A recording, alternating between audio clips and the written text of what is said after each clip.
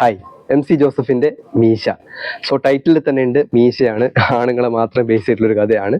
ഈ സിനിമയിൽ മൊത്തം ആണുങ്ങൾ മാത്രമേ ഉള്ളൂ കേട്ടോ. സ്ത്രീ കഥാപാത്രങ്ങൾക്ക് അങ്ങനെ വലിയ പ്രാധാന്യമൊന്നുമില്ല. കഥാപാത്രങ്ങളുണ്ട്, പക്ഷെ വലിയ ഇമ്പോർട്ടൻസ് ഒന്നുമില്ല. ആണുങ്ങളുടെ രാഷ്ട്രീയം, ആണുങ്ങളുടെ ഫ്രണ്ട്ഷിപ്പ്, പിന്നെ പക, പ്രതികാരം, ഈ ഒരു പ്ലോട്ടിലാണ് സിനിമ പറഞ്ഞു പോകുന്നത്. MC ആദ്യത്തെ സിനിമ വികൃതി അത്യാവശ്യം നല്ല പടമായിരുന്നു. സൗബിനും സുരാജുള്ള പടം, എനിക്ക് ഇഷ്ടപ്പെട്ടൊരു പടമാണ്. ഇത് രണ്ടാമത്തെ പടം. അപ്പോൾ ഈ സിനിമയിലേക്ക് വരുന്ന സമയത്ത്, ഈ സിനിമയിൽ നമ്മുടെ പരിയേറും പെരുമാൾ മൂവിയിലെ കതിർ അഭിനയിച്ചിട്ടുണ്ട്. അദ്ദേഹത്തിന്റെ ആദ്യത്തെ മലയാളം സിനിമയാണ്. അദ്ദേഹത്തെ കൂടാതെ ഹക്കിം ഷാ, ഷൈൻ ടോം ചാക്കോ, സുധി കോപ്പ, ശ്രീകാന്ത് മുരളി, പിന്നെ വേറെയും ചില ആർട്ടിസ്റ്റുകൾ. അത്ര വലിയ ഇമ്പോർട്ടൻ്റ് ആയിട്ടുള്ള ആൾക്കാരല്ല, കുറേ ജൂനിയർ ആർട്ടിസ്റ്റുകൾ, പിന്നെ കുറച്ച് സ്ത്രീ കഥാപാത്രങ്ങൾ. പിന്നെ ജിയോ ബേബിയാണ് ഈ പടത്തിലെ ഒരു ആൻറ്റി ഹീറോ ആയിട്ട് അഭിനയിച്ചിട്ടുള്ളത്. കുറച്ച് നെഗറ്റീവ് ഷെയ്ഡുള്ള കഥാപാത്രമാണ്. പിന്നെ ഒരു പൊളിറ്റീഷ്യനായിട്ട് കുറച്ചുകൂടി ഏജ്ഡ് ആയിട്ടുള്ളൊരു മാമൻ അഭിനയിച്ചിട്ടുണ്ട്. അദ്ദേഹത്തിൻ്റെ അഭിനയം നന്നായിരുന്നു. പിന്നെ ഈ പടത്തിൽ എനിക്ക് ഏറ്റവും ഇഷ്ടപ്പെട്ട രണ്ട് കാര്യങ്ങൾ പറഞ്ഞുകൊണ്ട് തന്നെ ഞാൻ സ്റ്റാർട്ട് ചെയ്യാം. ആദ്യത്തെ കാര്യം, ഈ പടത്തിൻ്റെ music, BGM and song, original സ്കോറാണ് ചെയ്തിട്ടുള്ളത്.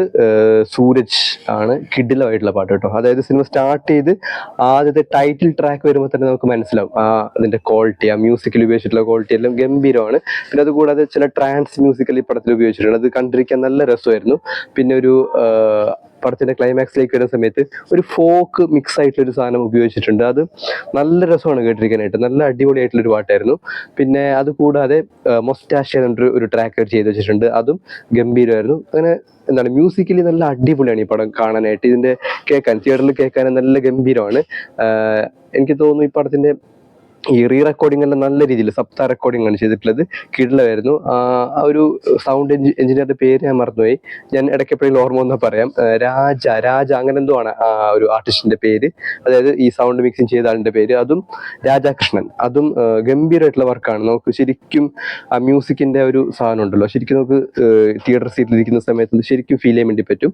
പിന്നെ ഈ പടത്തിന്റെ സിനിമാറ്റോഗ്രാഫി ചെയ്തിട്ടുള്ളത് സുരേഷ് രാജനാണ്. ഗംഭീരമായിട്ടുള്ള വർക്കാണ്. അദ്ദേഹത്തിന്റെ മുമ്പുള്ള വർക്കും എനിക്ക് ഇഷ്ടപ്പെട്ട 1-2 വർക്കുകളുണ്ട്. ഈ തൊട്ടപ്പൻ, അതുപോലെ തന്നെ കുറ്റവും ശിക്ഷയും. അപ്പോൾ ഈ പടത്തിലെല്ലാം ഒരു കളർ ടോണെല്ലാം ഏകദേശം മനസ്സിലായല്ലോ. കുറച്ച് ഡാർക്ക് ആയിട്ടുള്ള സാധനമായിരിക്കും, പക്ഷെ രാത്രിയുള്ള ഷോട്ടില്ല, നൈറ്റ് ഷോട്ട്, അതെല്ലാം ശരിക്കും രാത്രി തന്നെ ആയിരിക്കും. അങ്ങനെ തന്നെ നമുക്ക് ഫീൽ ചെയ്യും. ഈ പടത്തിൽ നല്ല രീതിയിലാണ് അദ്ദേഹം ക്യാമറ വർക്ക് ചെയ്തിട്ടുള്ളത്. പടത്തിന്റെ ഒരു 99% കാട് തന്നെയാണ് ഈ പടം മൊത്തം. കാട്, അതുപോലെ തന്നെ ഇരുട്ട്, നൈറ്റ് ഷോട്ടുകളെല്ലാം അതിഗംഭീരമായിരുന്നു. ഈ രണ്ട് കാര്യങ്ങൾ അടിപൊളിയായിരുന്നു. അതായത് സൗണ്ടും മ്യൂസിക്, അതുപോലെ തന്നെ സിനിമാറ്റോഗ്രാഫി, എഡിറ്റിംഗ് നല്ല അടിപൊളിയായിരുന്നു.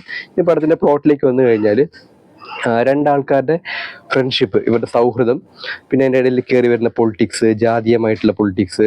ഈ ജാതി എന്ന് പറയുന്ന സാധനം തന്നെ രണ്ടാൾക്കാരുടെയും ഫ്രണ്ട്ഷിപ്പിൽ ഉണ്ടാക്കുന്ന ചില പ്രശ്നങ്ങൾ. പിന്നെ അവർ കോംപ്രമൈസ് ചെയ്ത് വരുന്നത്, അല്ലെങ്കിൽ ഇപ്പോൾ ചില ആൾക്കാരുടെ ഒരു ആറ്റിറ്റ്യൂഡ് ഉണ്ടാവുമല്ലോ, കോളനിയിൽ താമസിക്കുന്ന ആൾക്കാരൊക്കെ അങ്ങനെയാണ് ഇങ്ങനെയാണ്, അങ്ങനെ ചില ധാരണകളൊക്കെ ഉണ്ടല്ലോ. പക്ഷെ അതെല്ലാം കോംപ്രമൈസ് ചെയ്ത് അവർ ഫ്രണ്ട്ഷിപ്പ് മെയിൻറ്റെയിൻ ചെയ്യുന്നത്. ഇതിൻ്റെ ഇടയിലേക്ക് രാഷ്ട്രീയം കയറി വരുന്നത്. പിന്നെ ഈ രാഷ്ട്രീയക്കാർ തന്നെ ക്യാച്ച് ദ യൂത്ത് എന്നാണല്ലോ ഇവരുടെ ഒരു പൊതുവെയുള്ള ഒരു പോളിസി. ചെറുപ്പക്കാരെ ഉപയോഗിച്ചുകൊണ്ട് പരമാവധി എങ്ങനെ ഇവർക്ക് ഈ പവർ പിടിച്ചെടുക്കുക എന്നുള്ളതാണ് അവർ കാലങ്ങളായിട്ട് ചെയ്തുകൊണ്ടിരിക്കുന്നത്. സോ ഈ പവർ കറപ്ഷൻ എന്ന് പറയുന്ന സാധനം, അത് ഇവരുടെ ഫ്രണ്ട്ഷിപ്പിൽ ഉണ്ടാക്കുന്ന പ്രശ്നങ്ങൾ, ഇതൊക്കെയാണ് ഈ സിനിമയിൽ പറഞ്ഞു വരുന്ന പ്ലോട്ട് എന്ന് പറയുന്നത്, അല്ലെങ്കിൽ ഇതിൻ്റെ മെയിൻ പ്ലോട്ട് എന്ന് പറയുന്നത്. പക്ഷേ ഈ പടത്തിൽ ഓരോ കഥാപാത്രങ്ങളുടെയും ഇൻഡിവിജ്വൽ പെർഫോമൻസ് എടുത്താൽ, ഇപ്പോൾ കതിറിൻ്റെ പെർഫോമൻസ് എടുത്താൽ രസമാണ് കണ്ടിരിക്കാനായിട്ട്. അദ്ദേഹത്തിന് വേണ്ടിയിട്ട് ഡബ് ചെയ്തിട്ടുള്ളത് സഞ്ജു ആണെന്ന് തോന്നുന്നു. നല്ല സൗണ്ട് ആയിരുന്നു. അപ്പോൾ കതിറിൻ്റെ പെർഫോമൻസ് ഇൻഡിവിജ്വൽ നോക്കിക്കഴിഞ്ഞാൽ രസമാണ് കണ്ടിരിക്കാനായിട്ട്. നന്നായി തന്നെ ചെയ്തിട്ടുണ്ട്. ഹക്കീം ഷായുടെ ഇൻഡിവിജ്വൽ പെർഫോമൻസ് നോക്കിക്കഴിഞ്ഞാലും സൂപ്പർ ആയിരുന്നു കേട്ടോ. അടിപൊളി തന്നെ അദ്ദേഹം പെർഫോം ചെയ്തിട്ടുണ്ട്. അതിനേക്കാളും ഒരു കാര്യം പറയാൻ വിട്ടുപോയി. ഈ ഹക്കീം ഷായെ ആദ്യം ഇൻട്രൊഡ്യൂസ് ചെയ്യുന്ന സമയത്ത് അവിടെ യൂസ് ചെയ്തിട്ടുള്ള ക്യാമറ വർക്ക് കിടിലമായിരുന്നു. അതിലൊരു മിറർ ഷോട്ട് അദ്ദേഹം ഉപയോഗിച്ചിട്ടുണ്ട്, സുരേഷ് രാജൻ ചെയ്തിട്ടുണ്ട്. നമുക്ക് തന്നെ കൺഫ്യൂഷൻ ആയി പോകും. അതായത് ശരിക്കും മിററിലെടുത്തതാണോ ബോഡി ഡബിളിനെ വെച്ച് ചെയ്തതാണോ, നമുക്ക് തന്നെ കൺഫ്യൂഷൻ ആയി പോകും. ആ ഷോട്ട് ഗംഭീരമായിരുന്നു.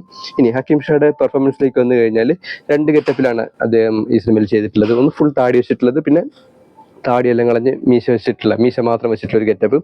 ആ 2 ഗെറ്റപ്പിലും ആൾ അടിപൊളിയായിരുന്നു. ആളുടെ ഇൻഡിവിജ്വൽ പെർഫോമൻസ് നോക്കിക്കഴിഞ്ഞാലും സൂപ്പറാണ്, നന്നായി തന്നെ ചെയ്തിട്ടുണ്ട്. പക്ഷെ എനിക്ക് തോന്നിയൊരു പ്രശ്നം എന്ന് വെച്ചാൽ, ഈ കതിറിന്റെയും അതുപോലെ തന്നെ ഈ ഹക്കീം ഷായുടെയും, അനന്തും മിഥുനുമാണ് ക്യാരക്ടറിന്റെ പേര്, ഈ 2 കഥാപാത്രങ്ങളുടെയും ഫ്രണ്ട്ഷിപ്പ്, അല്ലെങ്കിൽ അതിന്റെ ഒരു ബോണ്ട് ഉണ്ടല്ലോ, അത് എത്രത്തോളം സ്ട്രോങ് ആണെന്നുള്ള കാര്യമൊന്നും ഓഡിയൻസിലേക്ക് അങ്ങനെ കൺവേ ചെയ്യുന്നില്ല. ഇപ്പോൾ ഇപ്പോൾ 2 ഫ്രണ്ട്സ് ഉണ്ട്, അതിൽ ഏതെങ്കിലും ഒരാൾക്ക് എന്തെങ്കിലും പറ്റിക്കഴിഞ്ഞാൽ മറ്റേ ആൾ പോയിട്ട് റിവെഞ്ച് ചെയ്യണം, അല്ലെങ്കിൽ എന്താണ് ഒരു അടി കൊടുക്കണം എന്നുള്ളത് ഓഡിയൻസിന് കൂടി ഫീൽ ചെയ്യണ്ടേ. അങ്ങനെ നമുക്ക് ഇമോഷണലി കണക്ട് ചെയ്യുന്ന സാധനങ്ങളൊന്നും ഈ പടത്തിലില്ല. ഇവരുടെ ഫ്രണ്ട്ഷിപ്പ് ഒന്നും അത്ര കണ്ട് വലിയൊരു കെമിസ്ട്രി ഉള്ളത് പോലെ ഒന്നും നമുക്ക് ഫീൽ ചെയ്യില്ല. പിന്നെ അടുത്തൊരാളെന്ന് വെച്ചാൽ നമ്മുടെ സുധീർ കോപ്പയാണ്. സുധീർ കോപ്പയുടെ ഇമോദ് എന്ന് പറയുന്ന കഥാപാത്രം ഇൻഡിവിജ്വലി നോക്കിക്കഴിഞ്ഞാൽ നല്ല ഒരു ക്യാരക്ടറാണ്, നല്ല രീതിയിൽ തന്നെ ചെയ്തിട്ടുണ്ട്. പക്ഷെ ഈ 3 ആൾക്കാരും ഇല്ലേ, മൂന്നിങ്ങനെ ഐലൻഡ് പോലെ നിൽക്കുന്നുണ്ട്. ഇവർ ഒരുമിച്ചാണ് നിൽക്കുന്നതെങ്കിൽ പോലും അങ്ങോട്ടും ഇങ്ങോട്ടും ഒരു കോമ്പിനേഷനും കാര്യങ്ങളൊന്നും അത്ര വർക്കാവാത്ത രീതിയിലാണ് എനിക്ക് ഫീൽ ചെയ്തത്. ജിയോ ബേബിയുടെ കഥാപാത്രത്തിലേക്ക് വന്നു കഴിഞ്ഞാൽ പൊളിറ്റീഷ്യനായിട്ടാണ് അഭിനയിച്ചിട്ടുള്ളത്. ഇൻഡിവിജ്വലി നല്ല പെർഫോമൻസ് ആയിരുന്നു. പക്ഷെ നമുക്ക് ആ ഒരു പവർ എവിടെ അങ്ങനെ ഫീൽ ചെയ്യില്ല. മീൻസ് അതിൻ്റെ ഒരു ഡോമിനൻസ് ഉണ്ടല്ലോ, ആ ഡോമിനൻസ് എവിടെ നമുക്ക് അത്ര കണ്ട് ഫീൽ ചെയ്യില്ല. പക്ഷെ ഈ ജിയോ ബേബി അല്ലാതെ വേറൊരു, ഞാൻ നേരത്തെ പറഞ്ഞില്ലേ ഒരു മാമൻ അഭിനയിച്ചിട്ടുണ്ടെന്ന് പറഞ്ഞില്ലേ, കുറച്ച് ഏജ്ഡ് ആയിട്ടില്ലേ, അദ്ദേഹത്തിന്റെ ഡയലോഗ് ഡെലിവറിയിലൊക്കെ നമുക്ക് ശരിക്കും പവർ ഫീൽ ചെയ്യും. ഒരു രാഷ്ട്രീയക്കാരൻ, കുറെ ഈ അനുയായികളുള്ള രാഷ്ട്രീയക്കാരൻ സംസാരിക്കുന്ന അതേ ടോണും ഒരു സ്ക്രീൻ പ്രസൻസ് ഉണ്ടല്ലോ, അത് ശരിക്കും ആ രണ്ടാമത്തെ പൊളിറ്റീഷ്യനായിട്ട് അഭിനയിച്ച ഏജ്ഡ് ആയിട്ടുള്ള ആക്ടറിൽ നിന്ന് കിട്ടി. പക്ഷെ ജിയോ ബേബി ചെയ്യുന്ന സമയത്ത് നമുക്ക് അത്ര കണ്ട് ഫീൽ ചെയ്യില്ല. പക്ഷെ നന്നായി ചെയ്തെന്ന് വെച്ചാൽ നന്നായി ചെയ്തിട്ടുണ്ട്, പക്ഷെ അത്ര കണ്ട് തന്നെ വർക്കായില്ല. ഇനി സിനിമയിലെ ഫീമെയിൽ ക്യാരക്ടേഴ്സിലേക്ക് വന്നു കഴിഞ്ഞാൽ വലിയ ഇമ്പോർട്ടൻസ് ഒന്നുമില്ല. ഒരു നായിക വരുന്നുണ്ട്, നായികയ്ക്കും അങ്ങനെ പറയത്തൊക്കെ വലിയ സീനൊന്നുമില്ല. ഒരു കൂട്ടത്തലിന്റെ ഇടയിൽ വന്നിട്ട് 2 ഡയലോഗ് പറയുന്നുണ്ട്. പിന്നെ ഒരു കല്യാണ സീനില്ല മറ്റോ വന്നിട്ട് സോപ്പോ അങ്ങനെ എന്തൊരു സാധനം എടുത്ത് കൊടുക്കുന്നുണ്ട്. ഈ 2 സീനുകളേ ഉള്ളൂ, വലിയ ഇമ്പോർട്ടൻസ് ഒന്നുമില്ല. പിന്നെ ഇതിൽ അനന്തു എന്ന് പറയുന്ന ക്യാരക്ടർ, അതായത് ഹക്കീം ഷായുടെ അമ്മയായിട്ട് അഭിനയിച്ചിട്ടുള്ള ഒരു കഥാപാത്രമുണ്ട്. കുറച്ചേ ഉള്ളൂ, പക്ഷെ ആ കഥാപാത്രം എന്താണ് വളരെ സ്ട്രോങ് ആയിട്ട് എനിക്ക് തോന്നി. കാരണം അവർ പറയുന്ന ചില സ്റ്റേറ്റ്മെന്റുകളൊക്കെ ഉണ്ട്. ഇപ്പോഴും ഈ കാസ്റ്റിസം എന്ന് പറയുന്ന സാധനങ്ങളൊക്കെ എപ്പോഴും മനസ്സിൽ വെച്ച് നടക്കുന്ന ചില ആൾക്കാരുണ്ടല്ലോ, അങ്ങനെ ഒരു കഥാപാത്രമായിരുന്നു. അതവർ നല്ല രീതിയിൽ തന്നെ ചെയ്തിട്ടുണ്ട്.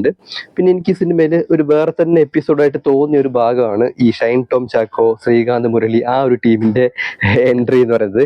അത് വേറെ തന്നെ ഒരു സ്റ്റോറി ലൈൻ, അത് വേറൊരു യൂണിവേഴ്സിൽ നടക്കുന്ന പോലെ നമുക്ക് ഫീൽ ചെയ്യും. ഈ മെയിൻ പ്ലോട്ടുമായിട്ട് അതിന് ചെറിയൊരു കണക്ഷനേ ഉള്ളൂ. ഒരു സാധനം കൊണ്ട് ട്രാൻസ്ഫർ ചെയ്ത് കഴിഞ്ഞാൽ പരിപാടി കഴിഞ്ഞു. പക്ഷെ അതിന് ഇത്രയും വലിയ ബിൽഡപ്പ് കൊടുക്കേണ്ട ആവശ്യം ഉണ്ടായിരുന്നില്ല. പിന്നെ നമുക്ക് തോന്നും ആ 4 കഥാപാത്രങ്ങളുടെ ഇമ്പോർട്ടൻസ് എന്തായിരുന്നൊക്കെ നമുക്ക് തോന്നും, അത് വേണ്ടിയിരുന്നില്ല എന്നൊക്കെ നമുക്ക് തോന്നും. പക്ഷെ ആ ഒരു എപ്പിസോഡ് മാത്രം കണ്ടിരിക്കാൻ നല്ല രസമാണ് കേട്ടോ. ഷൈൻ ടോം ചാക്കോയുടെ ആ ഒരു ഹണ്ടർ ആയിട്ടുള്ള കഥാപാത്രം കിടിലമാണ്, നന്നായി തന്നെ ചെയ്തിട്ടുണ്ട്. ഭയങ്കര റഫ് ആയിട്ടുള്ള കഥാപാത്രം, അതിന്റെ മാനറിസം ആണെങ്കിലും ഡ്രസ്സിങ് ആണെങ്കിലും വല്ലാണ്ട് റഫായിട്ട് നമ്മൾ കാണാൻ ഇഷ്ടപ്പെടുന്ന ഒരു ടൈപ്പ് ഷൈൻ ടോം ഇല്ലേ, അത് നന്നായി തന്നെ ചെയ്തിട്ടുണ്ട്. അതിൻ്റെ കൂടെ കട്ടയ്ക്ക് പിടിച്ചിരുന്നൊരു കഥാപാത്രം ശ്രീകാന്ത് മുരളിയുടെ ഒരു കഥാപാത്രമുണ്ട്. അതായത് ഈ ഗൺസ് ആൻഡ് വെപ്പൺസ് എല്ലാം സെറ്റ് ചെയ്ത് കൊടുക്കുന്ന ഒരു കഥാപാത്രമുണ്ട്. ക്യാരക്ടറിന്റെ പേര് ഞാൻ മറന്നു. അത് നന്നായി തന്നെ ചെയ്തിട്ടുണ്ട്. അയാളുടെ മാനറിസം ആണെങ്കിലും ഡ്രസ്സിങ്, അതായത് കോസ്റ്റ്യൂം, അതെ ഇൻഷർട്ട് ചെയ്തിട്ട് പാൻറ്റെല്ലാം മടക്കി വെച്ചിട്ടുള്ള ഒരു അങ്ങനെ ഒരു ടൈപ്പ് എന്താണ് കോസ്റ്റ്യൂം സ്റ്റൈലാണ് ഉണ്ടായിരുന്നത്. പിന്നെ ഈ തുമ്മാനെല്ലാം ചവച്ചിട്ട് വെറ്റിലെല്ലാം ചവച്ചിട്ട് ഇങ്ങനെ ചവച്ചുകൊണ്ടിരിക്കുന്ന ഒരു കഥാപാത്രമായിരുന്നു. കാണുമ്പോൾ തന്നെ നമുക്ക് എന്തോ ഒരു കുഴപ്പമുള്ളത് പോലെയൊക്കെ തോന്നും. പിന്നെ അവരുടെ ഒരു ടീമിൽ തന്നെ ഒരു ഡ്രൈവറായിട്ട് അഭിനയിച്ച ആളും വേറൊരു ആദിവാസി ബോയ് ആയിട്ട് അഭിനയിച്ചിട്ടുള്ള അയാളും നല്ല രീതിയിൽ തന്നെ ചെയ്തിട്ടുണ്ട്. സോ ആ ഒരു എപ്പിസോഡ് അല്ലെങ്കിൽ ആ ഒരു ഭാഗം, ആ ഒരു 4 ആൾക്കാരെ കാണിക്കുന്ന സമയത്ത് അത് വേറെ തന്നെ ഒരു എപ്പിസോഡായിട്ടാണ് എനിക്ക് ഫീൽ ചെയ്തത്. അത് ഇതിലേക്ക് ലിങ്ക് ചെയ്യുന്ന ഒറ്റൊരു ഭാഗമേ ഉള്ളൂ, പക്ഷെ അതിന് എത്രയും അധികം ഇമ്പോർട്ടൻസ് കൊടുക്കേണ്ടിയിരുന്നില്ല എന്ന് തോന്നി. പക്ഷെ കണ്ടിരിക്കാൻ രസമാണ്, കാണാൻ രസമാണ്. സോ ഇത് സിനിമ കാണുന്ന സമയത്ത് ഇപ്പം എന്തെങ്കിലും സംഭവിക്കും നമുക്ക് തോന്നും. പക്ഷെ ഓരോ ഇൻസിഡന്റ് വരുന്ന സമയത്ത് നമുക്ക് അങ്ങനെ വലിയൊരു എക്സൈറ്റ്മെന്റോ കാര്യങ്ങളോ ഒന്നും അങ്ങനെ തോന്നില്ല. മനസ്സിലായില്ലേ? വല്ലാണ്ട് റിയലിസ്റ്റിക് ആയിട്ടാണ് പല കാര്യങ്ങളും ചെയ്തിട്ടുള്ളത്. പിന്നെ ഈ പടം സ്റ്റാർട്ട് ചെയ്ത് ഫ്ലാഷ് ബാക്കിൽ കൂടിയാണ് കഥ പറഞ്ഞു പോകുന്നത്. സോ നമ്മൾ കുറച്ച് വെയിറ്റ് ചെയ്തിരിക്കേണ്ടി വരും. പക്ഷെ ഒരു ഇന്റർവെല്ലൊക്കെ ആവുന്ന സമയത്ത് നമുക്ക് ഏകദേശം പ്രിഡിക്റ്റ് ആവും. ഞാൻ പറഞ്ഞില്ല, അത്ര വലിയ ഫ്രഷ് ആയിട്ടുള്ള ഒരു പ്ലോട്ടൊന്നുമല്ല. ഈ പൊളിറ്റിക്സ്, അതുപോലെ തന്നെ ഫ്രണ്ട്ഷിപ്പ്, ഇത് തമ്മിലുണ്ടാകുന്ന പ്രശ്നങ്ങൾ, റിവഞ്ച് ഒക്കെ നമ്മൾ ഒരുപാട് തവണ കണ്ടിട്ടുള്ള ഒരു പ്ലോട്ട് തന്നെ ആയതുകൊണ്ട് ഒരു പരിധി വരെ ഇത് പ്രിഡിക്റ്റബിൾ ആയിട്ടുള്ള സ്റ്റോറി തന്നെയാണ്. പക്ഷെ പുതിയൊരു രീതിയിൽ അവർ അവതരിപ്പിക്കാൻ വേണ്ടി നോക്കിയിട്ടുണ്ട്. പിന്നെ ഓരോ ആർട്ടിസ്റ്റുകളുടെയും ഇൻഡിവിജ്വൽ പെർഫോമൻസ് അടിപൊളിയായിരുന്നു. പക്ഷെ എവിടെ നോക്കാൻ ഒരു ക്യാരക്ടർ ആർക്കോ കാര്യങ്ങളൊന്നും അങ്ങനെ വലിയ രീതിയിൽ അങ്ങനെ ഫീൽ ചെയ്യില്ല. ഒരു ട്രാൻസ്ഫോർമേഷൻ ഉണ്ടല്ലോ, അത് അത്ര കണ്ട് അങ്ങനെ ഫീൽ ചെയ്യില്ല. പിന്നെ നമുക്കും അങ്ങനെ ഒരു ഇപ്പോൾ സ്ക്രീനിൽ 2 കഥാപാത്രങ്ങൾ, 2 സുഹൃത്തുക്കൾ തമ്മിലൊരു കാര്യം പറയുന്ന സമയത്ത് ഒരു റിവെഞ്ച് ചെയ്യേണ്ട സിറ്റുവേഷൻ വന്നു കഴിഞ്ഞാൽ ഓഡിയൻസിനും കൂടി തോന്നുന്നുണ്ട് അയാൾ റിവെഞ്ച് എടുക്കണമെന്ന്. പക്ഷെ നമുക്ക് അങ്ങനെ ഒന്നും കണക്ട് ചെയ്യില്ല. റിവെഞ്ച് എടുത്ത് ചത്ത് അങ്ങനെ ഒരു സാധനമാണ്. അപ്പോൾ വലിയ രീതിയിലൊന്നും അങ്ങനെ കണക്ട് ചെയ്യാൻ വേണ്ടി നിൽക്കില്ല. പിന്നെ പടത്തിന്റെ ക്ലൈമാക്സിലേക്ക് വരുന്ന സമയത്തും നമ്മൾ എക്സ്പെക്ട് ചെയ്യുന്ന ഒരു ടൈപ്പ് ക്ലൈമാക്സ് അല്ലേ പടത്തിന്റെ അത്. ഓക്കെ അല്ലേ? അപ്പോൾ അതെല്ലാ ഓഡിയൻസിനും ഇഷ്ടപ്പെട്ടുകൊള്ളണമെന്നില്ല. ഇനി ഈ സിനിമയിലെ ജൂനിയർ ആർട്ടിസ്റ്റുകളിലേക്ക് വന്നു കഴിഞ്ഞാൽ വളരെ വീക്ക് ആയിട്ടുള്ള പെർഫോമൻസ് ആയിരുന്നു. പ്രത്യേകിച്ച് ഞാൻ പറഞ്ഞില്ലേ ഒരു നായിക ഉണ്ടെന്ന് പറഞ്ഞില്ലേ, ഈ നായികയുടെ അനിയനും അവരുടെ ഒരു വലിയ ഗ്യാങ് ഉണ്ട്. അവരൊക്കെ ഭയങ്കര അഭിനയമായിരുന്നു. നമുക്ക് ഒരു പരിധി വരെ നമുക്ക് ഫീൽ ചെയ്യും, അഭിനയിക്കുന്നത് പോലെയൊക്കെ തോന്നും. നല്ലൊരു ടീമാണ്, പക്ഷെ പല സ്ഥലത്തും അവരുടെ കയ്യിൽ നിന്ന് പാളിപ്പോയിട്ടുണ്ട്. അതുപോലെ തന്നെ ഈ പടത്തിലെ ഫൈറ്റ് കോറിയോഗ്രാഫിയൊക്കെ വല്ലാണ്ട് വീക്കായി പോയി. ഫൈറ്റിനുള്ള എല്ലാ സിറ്റുവേഷനും ഉണ്ടായിട്ടും അത് നല്ല രീതിയിൽ യൂസ് ചെയ്തിട്ടില്ല. വല്ലാണ്ട് പുവർ ക്വാളിറ്റി ആയിട്ടുള്ള ഫൈറ്റ് കൊറിയോഗ്രഫി ആയിരുന്നു. ഞാൻ ഈ പടം കണ്ടതിന് ശേഷം സൂ ഫ്രം സോ എന്ന് പറയുന്നൊരു സിനിമ ഉണ്ട്. ചെറിയൊരു കന്നഡ പടമാണ്, നമ്മുടെ തിങ്കളാഴ്ച നിശ്ചയം ആ ഒരു സ്കെയിലുള്ള ചെറിയൊരു കന്നഡ ഫിലിമാണ്. പക്ഷെ ആ പടത്തിൽ ഫൈറ്റിന്റെ ആവശ്യം വെച്ചാൽ വളരെ കുറച്ചേ ഉള്ളൂ ഫൈറ്റ്, പക്ഷെ നല്ല രീതിയിൽ തന്നെ ചെയ്തിട്ടുണ്ട്. അതുമായി കമ്പയർ ചെയ്യുന്ന സമയത്ത് ഈ പടത്തിൽ ഫൈറ്റിനുള്ള വലിയ സാധ്യതകൾ ഉണ്ടായിട്ട് പോലും അതൊന്നും അത്ര കണ്ടങ്ങനെ ഉപയോഗിച്ചിട്ടില്ല. പിന്നെ ഈ പടത്തിലെ CG വർക്ക്, അതായത് ഈ ആന, കാട്ടുപോത്ത്, അതുപോലെ തന്നെ ഒരു മാന്, അതൊക്കെ എന്താണ്, അത്ര ആനയുടെ ഭാഗം കുറച്ച് നല്ല വൃത്തിയായിരുന്നു CG ചെയ്തിട്ടുള്ളത്. പക്ഷെ കാട്ടുപോത്തൊന്നും നമുക്ക് അത്ര ഫീൽ ചെയ്യില്ല, നമുക്ക് മനസ്സിലാകും CG ആണെന്നുള്ള കാര്യം മനസ്സിലാകും. മാനിന്റെ കാര്യം അങ്ങനെ തന്നെയാണ്. പക്ഷെ ഒരു പരിധിവരെ ഈ ക്യാമറ ആംഗിൾസും അതുപോലെ തന്നെ കളർ ടോണെല്ലാം വെച്ചിട്ട് അവരൊന്ന് പിടിച്ചു തന്നിട്ടുണ്ട്. അത് കൊള്ളാം. ആനയുടെ ഭാഗം നന്നായിരുന്നു കേട്ടോ, അത് നല്ല അടിപൊളിയായിരുന്നു. പിന്നെ കാട് നമുക്ക് ശരിക്കും ഫീൽ ചെയ്യും, ഒരു കാട് പോലെ തന്നെയാണ് ചെയ്തു വെച്ചിട്ടുള്ളത്. നമുക്ക് ആ ഒരു റിസർവ് ഫോറസ്റ്റും അതിനകത്തുള്ള മരങ്ങളും ജീവികളൊക്കെ നമുക്ക് നല്ലോണം ഫീൽ ചെയ്യും. കണ്ടിരിക്കാനായിട്ട് നല്ല രസമാണ്. നല്ല മ്യൂസിക്കിന്റെ സപ്പോർട്ടോട് കൂടിയിട്ട് അവർ നല്ല രീതിയിൽ തന്നെ ആ ഒരു ഭാഗമെല്ലാം ചെയ്തിട്ടുണ്ട്. പിന്നെ ഞാൻ പറഞ്ഞില്ലേ 90% ഇത് കാട് തന്നെയാണ് പടം. പിന്നെ ക്ലൈമാക്സും എനിക്ക് അത്ര വലിയ ഇഷ്ടപ്പെട്ടിട്ടൊന്നുമില്ല, പക്ഷേ റിയാലിറ്റിയിൽ അങ്ങനെയൊക്കെ തന്നെയായിരിക്കും നടക്കുക. സോ ഒരു ആവറേജ് ഫീലാണ് എനിക്ക് ഈ സിനിമ കണ്ടപ്പോൾ തോന്നിയത്. പക്ഷെ മ്യൂസിക് ഗംഭീരം കേട്ടോ. ഇതിന്റെ OST എന്ന് വെച്ചാൽ ഗംഭീരമായിട്ടുള്ള വർക്കാണ്. സൂരജിന്റെ കിടിലമായിട്ടുള്ള വർക്കാണ്. നല്ല സൗണ്ട് ഡിസൈൻ ആണ്.